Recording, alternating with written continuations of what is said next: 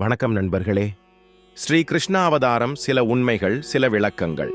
மகாவிஷ்ணுவின் தசாவதாரங்களில் மிக மிக முக்கியமான அவதாரம் கிருஷ்ணாவதாரம். மக்கள் சரியாக புரிந்து கொள்ளத் தவறிய அவதாரமும் அதுதான். கிருஷ்ணரின் பாத்திரத்தை பற்றி எழுதுவது சாதாரண விஷயம் அல்ல, மிக மிக கடினமான ஒன்று. அவருடைய அவதாரத்தின் உண்மையான நோக்கத்திற்கும் நமது புரிதலுக்கும் உள்ள வித்தியாசம் மலைக்கும் மடுவுக்கும் உள்ள வித்தியாசத்தை போன்றது. கேட்டதை வைத்து படித்ததை வைத்து நாமாகவே கற்பனை செய்தவைதான் அதிகம். ஒரு சாதாரண சந்நியாசியின் வாழ்க்கையே இங்கே பல போராட்டங்களுக்கு உரியது என்றால், கடவுளின் வாழ்க்கை இங்கே எப்படி இருந்திருக்கும்? கண்ணன் தன் பால்ய வயதில் செய்த குறும்புகள், இளவயதில் நடத்திய விளையாட்டுக்கள், போர் முனையில் செய்த தந்திரங்கள், இவைதான் அனைவருக்கும் தெரியும். ஆனால் அவரின் பொறுமையும் அவர் பட்ட துன்பமும் யாருக்கும் தெரியாது. ஸ்ரீவிஷ்ணு தனது மாயா சக்தியால் இந்த அவதாரத்தையே ஒரு நாடகமாக நடத்தி காட்டினார். அது சரி, கிருஷ்ணரின் பிறந்த நாள் எப்படி அஷ்டமியில் நிகழ்ந்தது என்பதையும் அது குறித்த சுவாரஸ்யமிக்க நெகிழ வைக்கும் சம்பவத்தை பார்ப்போம்.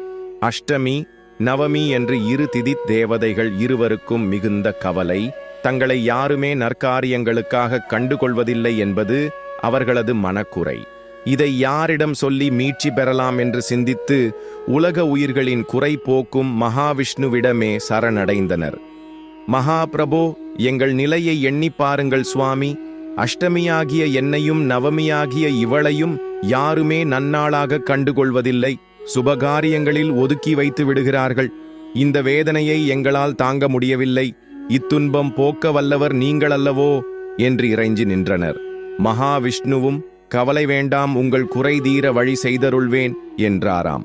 அஷ்டமி திதியிலே கிருஷ்ணாவதாரத்தையும் நவமி திதியிலே ராமவதாரத்தையும் மேற்கொண்டு பரமாத்மா அஷடமி நவமி திதிகளின் வேண்டுதலுக்கு அருள் செய்ததாக ஆன்மீக நூல்கள் கூறுகிறது. அறியாமை மேலீட்டினால் அஷ்டமி நவமி திதிகளை ஒதுக்கி வைத்த மக்கள் அத்தினங்களிலே கோகிலாஷ்டமியையும் இராம நவமியையும் மிக கோலாகலமாக கொண்டாட தவறுவதே இல்லை. இறைவன் முன்னே எல்லோரும் சமமே, இங்கு உயர்வு தாழ்வுக்கு இடமே இல்லை என்ற உயர்ந்த தத்துவத்தை இந்நிகழ்வுகள் சொல்லாமல் சொல்கின்றனவல்லவோ. விஷ்ணு பரமாத்மா பூமி தாய்க்கு வரமளிக்க நினைத்தபடி ஆவணி திங்கள் ரோகிணி நட்சத்திரத்து அஷ்டமி திதியில் அவதாரமானார். அந்த புண்ணிய தினமே கோகுலாஷ்டமி என்றும் ஜன்மாஷ்டமி கிருஷ்ண ஜெயந்தி என்றும் நாம் கொண்டாடி மகிழ்கின்றோம். வைணவ சம்பிரதாயத்தினர் இத்திருநாளை கண்ணன் பிறந்த ரோஹிணி நட்சத்திர நன்னாளை ஸ்ரீ ஜெயந்தி என்று கொண்டாடுவர். மகாவிஷ்ணுவின் அவதாரங்களுள்ளே கிருஷ்ணாவதாரம் மிகச்சிறந்த அவதாரமாகும். பரித்ராணாய சாதூனாம் விநாசாய சதுஷ்கிருதாம் தர்ம சம்ஸ்தாபனார்த்தாய சம்பவாமி. யுகே யுகே தர்மத்தை நிலைநாட்டவும் அதர்மத்தை அழிக்கவும் தர்ம வழி நடக்கும் எளியோரை காக்கவும் யுகந்தோறும் அவதரிக்கிறேன் என கம்சனுக்கு மரணம் நிகழும் என்று அசரீரி கூற, அதனால் அச்சமுற்ற கம்சன் தேவகிக்கு பிறந்த 6 குழந்தைகளையும் கொன்றான். 7ஆவதாக கருவுற்றதும் திருமால் மாயாதேவியை படைத்து தேவகியின் வயிற்றிலுள்ள 7ஆவது சிசுவை வசுதேவரின் முதல் மனைவி ரோகிணியின் வயிற்றில் சேர்த்துவிடு, நீ நந்தகோபன் மனைவி யசோதையின் வயிற்றில் கருவாகு என்றார். அதன்படி தேவகிக்கு 7ஆவது கர்ப்பம் கலைந்துவிட்டதாக எழுந்த பேச்சை கம்சனும் நம்பிவிட்டான். அந்த பிள்ளை ரோகிணியின் வயிற்றில் வளர்ந்தது. அவனே பலராமன். தேவகி 8ஆவதாக கருவுற திருமால் அவள் வயிற்றில் கருவானார். ஆவணி மாத தேய்பிறை அஷ்டமியில் தேவகிக்கு கிருஷ்ணர் பிறந்தார். பிறந்ததிலிருந்து துன்பப்பட்ட ஒரு ஜீவன் சரித்திரத்தில் உண்டென்றால் அது கிருஷ்ணர்தான். சிறைச்சாலையில் நடு இரவில் பிறந்தார். பெற்ற தாய் குழந்தையை அரவணைக்கும் முன்னர் தாயை பிரிந்து இடி, மின்னல், பெருவெள்ளம் என பலவித தடங்கல்களில் பெருக்கெடுத்து ஓடிய வெள்ளத்திலும் நதி நீரிலும் அலைகழிக்கப்பட்டு, அப்பப்பா, கிருஷ்ணனை தவிர வேறு ஏதேனும் ஒரு குழந்தை என்றால் அப்போதே யமலோகப்பட்டினம் போய் சேர்ந்திருக்கும். ஆயர்பாடியில் யசோதையின் கட்டிலில் கிருஷ்ணனை கிடத்திவிட்டு ஒரு ஏக்கப்பார்வை பார்த்துவிட்டு வசுதேவர் கிளம்புகிறார். இத்தனைக்கும் நந்தகோபனோ யசோதையோ வசுதேவருக்கு உறவினர்கள் கூட அல்ல. அந்த யோசதையும் பெற்ற அன்னையை விட கண்ணனிடம் பேரன்பு காட்டி வளர்த்தாள். அந்த அன்பு கூட வளர்ந்து ஆளான பிறகு அவளை பிரியும்போது கண்ணனை வருத்தியது. பால்ய பருவத்தில் கூட ஒவ்வொரு நாளும் கண்ணனை பல்வேறு ஆபத்துக்கள் தொடர்ந்து வந்தன. சற்று யோசித்து பாருங்கள். விஷம் தடவப்பட்ட முலைப்பாலை ஒரு குழந்தை குடித்தால் என்ன ஆகும்? அடுத்தடுத்து அவன் மாமன் கம்சன் ஏவிய அசுரர்கள் ஒரு குழந்தையை கொல்ல அணிதிரண்டால் எப்படி இருக்கும்? ஒவ்வொரு நாளும் கண்ணனுக்கு ஒவ்வொரு ஆபத்து. வஞ்சகமாக வந்த சகடாசுரன், கடத்த வந்த தீப்திகன், பாலூட்ட வந்த பூதகி, கொக்காக வந்த பகன், பாம்பாக வந்த ஆகாசுரன், குதிரையாக வந்த கேசி என பலரும் வஞ்சகமாக கண்ணனை கொல்ல வந்தனர். அத்தனை பேரையும் குழந்தை கண்ணன் விளையாட்டாக கொன்றான். காளிங்கனை மட்டும் அடக்கி மன்னித்து விட்டான். குளத்தில் நண்பர்களுடன் விளையாடப் போனால் அங்கேயும் காளிங்கன் ரூபத்தில் ஒரு ஆபத்து. காட்டிற்கு போனால் காடு தீப்பற்றி எரிந்து அங்கு ஒரு ஆபத்து. கண்ணனுக்கு இப்படி பல இடையூறுகள் வருவதை கண்ட ஆயர்பாடியினர் 5 வயதான கண்ணனை அழைத்து கொண்டு பசு கூட்டங்களுடன் பிருந்தாவனம் சென்று விட்டனர். ஒவ்வொரு அடியையும் இப்படி ஆபத்துக்களை கடந்து கண்ணன் எடுத்து வைக்க அவன் நண்பன் பிரம்மதேவனுக்கே கண்ணனின் தெய்வீகத் தன்மையில் சந்தேகம் வந்து அவனது நண்பர்களை கடத்தி விடுகிறான். பிறகு கிராமத்தினர் இந்திரா விழா கொண்டாடவில்லை என்பதற்காக இந்திரன் தன் வேலையை காட்டுகிறான். கோவர்த்தன கிரியையே குடையாக பிடித்து மக்களை காப்பாற்றுகிறான் கண்ணன்.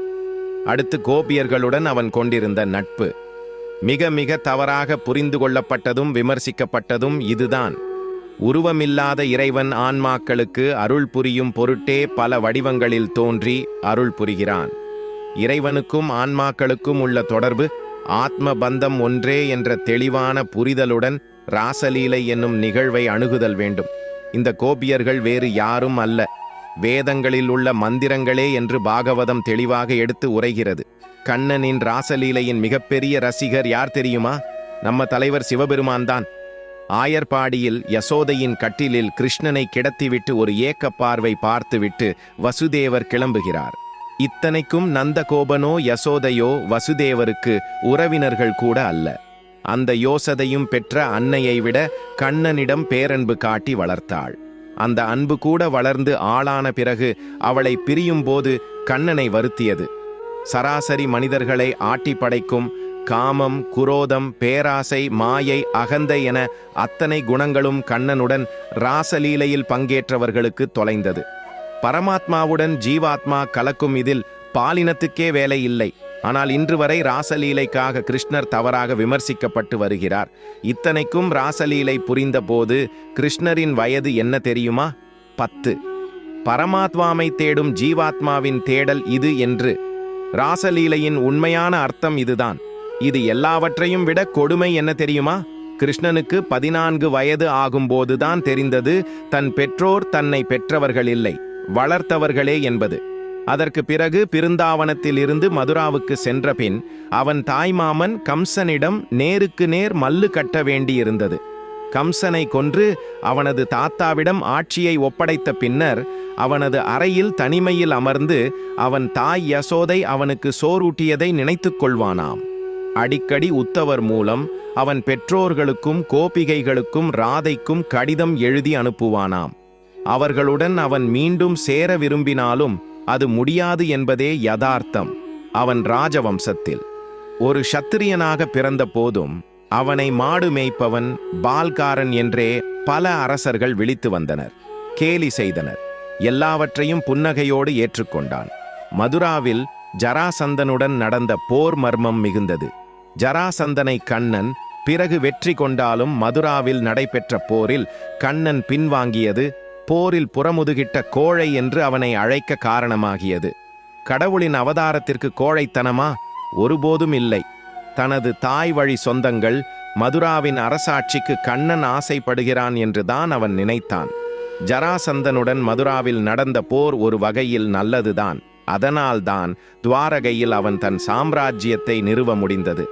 துவாரகையில் கூட அவன் ஒருபோதும் சிம்மாசனத்தில் அமர விரும்பியதில்லை. இத்தனைக்கும் அதை வென்றது அவன்தான். அவனை விட துவாரகையை ஆள எவருக்கு தகுதி உண்டு? துவாரகையில் கூட கண்ணன் மீது பழி சுமத்தல் படலம் விடவில்லை. நரகாசுரனை கொன்ற பின்னர் அவன் சிறை பிடித்து வைத்திருந்த 16,000 பேரை அவர்கள் வேண்டுகோளுக்கு இணங்க மணந்து கொண்டான். கண்ணா, இனி நாங்கள் எங்கே போவோம்? எங்களை யார் ஏற்றுக்கொள்வார்கள் என்று அவர்கள் கண்ணீர் விட்டு கதறி அழுததால் மனமிறங்கிய கண்ணன் அவர்களை ஏற்றுக்கொண்டான். மன வாழ்க்கை இல்லாமல் பக்தைகளாக மட்டுமே இவர்கள் இருந்தார்கள். ஒவ்வொரு பெண்ணுடனும் ஒரு கிருஷ்ணர் இருந்தார். கிருஷ்ணனின் தெய்வீகத் தன்மைக்கு இதைவிட உதாரணம் வேறு இருக்க முடியுமா? அடுத்த குற்றச்சாட்டு கிருஷ்ணரின் குடும்பத்தினரிடமிருந்தே கிளம்பியது.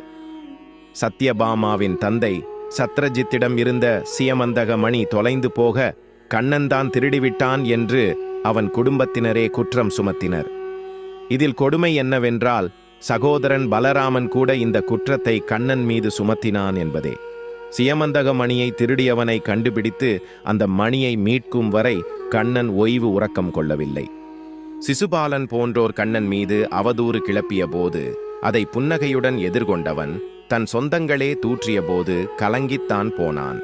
பாண்டவர்கள் நடத்திய யாகத்தில் எச்சில் இலைகளை எடுத்தான். திராவுபதிக்கு அவமானம் நிகழ்ந்த போது ஓடிப்போய் காப்பாற்றினான். குருக்ஷேத்திர போரில் கடைசி வரை கூட இருந்து பாண்டவர்களை காப்பாற்றினான்.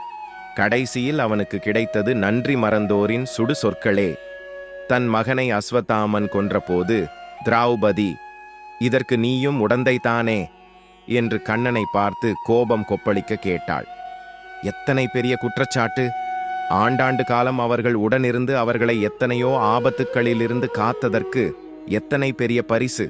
ஆனாலும் மறுபடியும் அவர்களுக்கு ஒரு பிரச்சனை என்றதும் முதலில் போய் நின்றவன் அவனே. போர் முடிந்ததும் காந்தாரி வெற்றி பெற்றவர்களை தனது கண்ணை திறந்து பார்க்க விரும்பினாள். பத்விரதையான அவள் கண்ணை திறந்து பார்த்தால் பஞ்ச பாண்டவர்கள் பஸ்பமாகி விடுவர் என்பதால் தான் முன்னே போய் நின்றான் கண்ணன். இப்படி மற்றுமொரு முறை தன் உயிரை பணயம் வைத்து அவர்களை காத்தான் கண்ணன். இந்த காணொளி பிடித்திருந்தால் சப்ஸ்கிரைப் செய்து கமெண்டில் சர்வம் கிருஷ்ணார்பணம் என்று எழுதுங்கள். இந்த பதிவை உங்கள் நண்பர்களுக்கு, உறவினர்களுக்கு ஷேர் பண்ணுங்கள்.